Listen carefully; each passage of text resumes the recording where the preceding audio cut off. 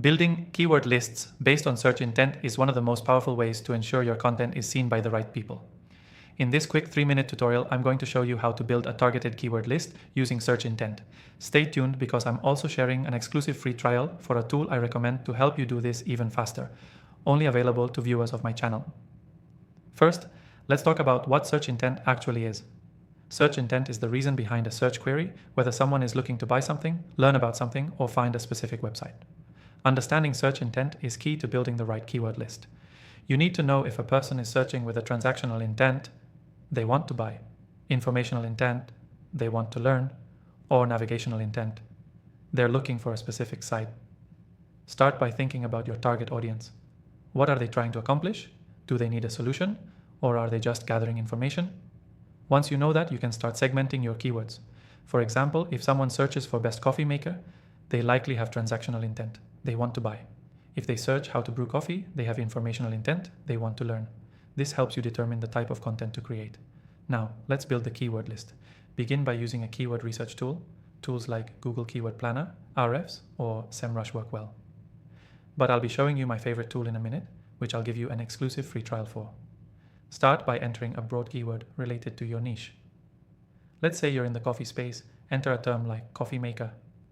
The tool will give you a list of related keywords and you can start sorting through them based on search intent. Look for terms like buy coffee maker, best coffee maker reviews, or coffee maker comparison. These are more transactional terms, signaling that the user is in a buying mindset. Then look for terms like how to make coffee or coffee brewing methods for informational intent keywords. As you build your list, use filters to focus on the most relevant terms: volume, competition, and intent. If you can, look at the SERP results to understand what type of content is ranking. This gives you insight into whether people are looking for reviews, comparisons, or guides. Another key point is to consider long-tail keywords. These longer phrases often indicate clearer search intent, which means higher quality traffic. For example, best coffee maker for small kitchen is a more specific search with transactional intent, which can lead to a conversion. Use these long-tail keywords in your content and optimize for them. Don't forget to group your keywords by search intent. It's not just about the volume, it's about matching the user's need with the content you create. So you'll have a group of keywords for buyers, another group for learners, and another for people looking for specific information. At the end of the day, building keyword lists based on search intent is about understanding your audience and their needs. Start by researching keywords, segment them by intent, and optimize your content accordingly. It's that simple. The key takeaway from today is build your keyword list based on search intent.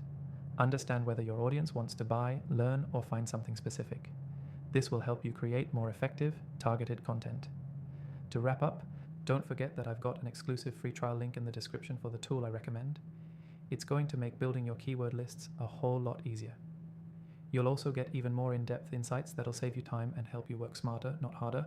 Take action now and start building your keyword lists based on search intent today.